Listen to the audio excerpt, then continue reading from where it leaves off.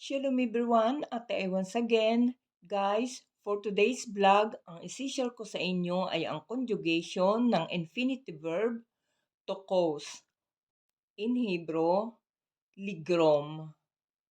Again, pag-aaralan natin kung paano natin ito sasabihin kapag present tense, past tense, and future tense according to the gender. Okay guys, bon at kel.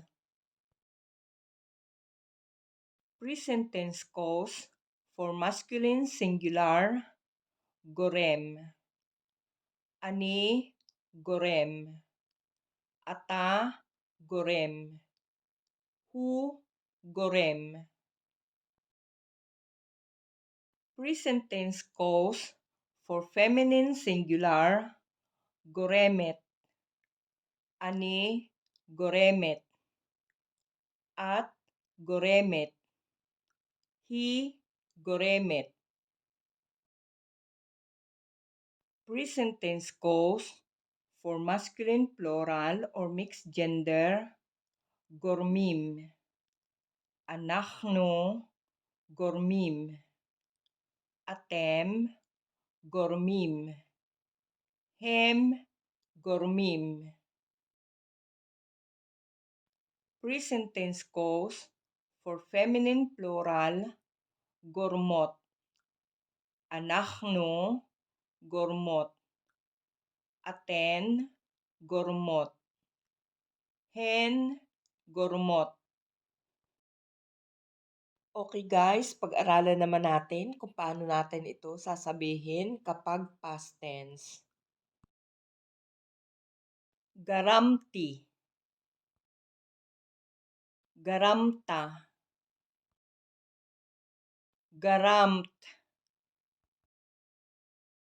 Garam.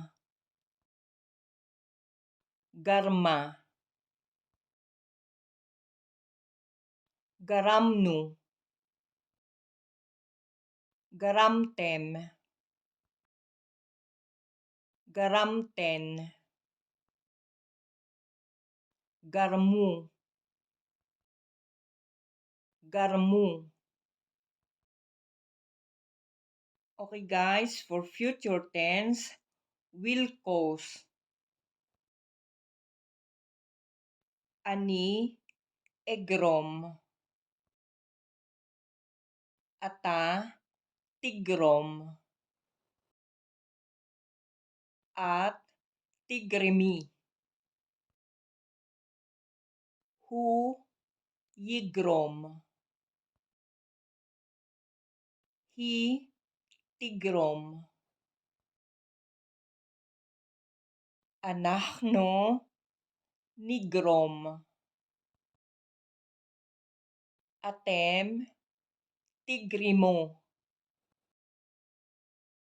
Aten, tigromna. Hem, yigrimo. Hen, tigromna. Okay guys, this is the imperative or the command. Imperative cause for masculine singular, grom. Imperative cause for feminine singular, germi. Imperative cause for masculine plural, germu. Imperative cause for feminine plural, gromna. Okay guys, again, this is the end for today's vlog. At sa mga hindi pa po nakasubscribe, please subscribe na and don't forget to like, share, and comment. At huwag rin pong kalilimutan, i-click ang icon bell nang sa ganon lagi kayong ma-notify kapag may bagong upload na videos. Again, maraming salamat sa inyong lahat. See you on my next vlog. Lihitraot!